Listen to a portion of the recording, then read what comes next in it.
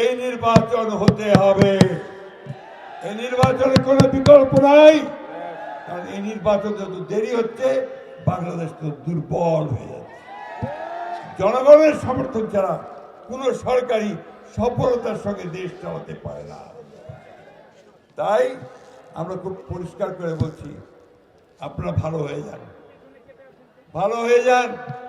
এই নির্বাচনে অংশগ্রহণের জন্য প্রস্তুতি অনেক আগে থেকে শুরু করতে, যখন আমরা সবাই মিলে ওই সংস্কারের সনদ সই করলাম পার্লামেন্টের সামনে 17ই অক্টোবর, এবং কতগুলো অনেকগুলো বিষয়ে একমত হয়ে গেলাম, সই করলাম। এখন হঠাৎ করেই সেই দলটি আজকে বলতে শুরু করেছে যে না, আমাদের পিআর দরকার। আচ্ছা ভাই, আপনার পিআর কি বোঝেন? পিআর বোঝেন? আমিও বুঝি।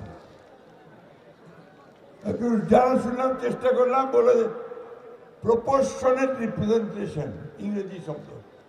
আমরা যে বাংলাটা বলো, ইংরেজি তো বুঝি না, ইংরেজি বাংলাটা বললো আনুপাতিক প্রতিনিধিত্ব। ওটা আরো কঠিন। বোঝেন আনুপাতিক প্রতিনিধিত্ব কি? বোঝেন নাকি আপনারা? তো যে জিনিসটা বাংলাদেশের মানুষ বোঝে না, ওই জিনিসটা ঘাড়ের মধ্যে চাপাই দিচ্ছেন ভাই। কার ইঙ্গিতে? কেন আজকে গোলযোগ সৃষ্টি করতেছেন? আপনারা হঠাৎ করে লাফায় উঠছেন, লাফায় উঠছেন যে ক্ষমতায় যাবেন। এই দেশের মানুষ ধর্মপ্রিয় মানুষ, ধর্মকে ভালোবাসে, আল্লাহ নবীকে ভালোবাসে, বিশ্বাস করে, কিন্তু ধর্মান্ধ নয় এবং সাম্প্রদায়িক নয়।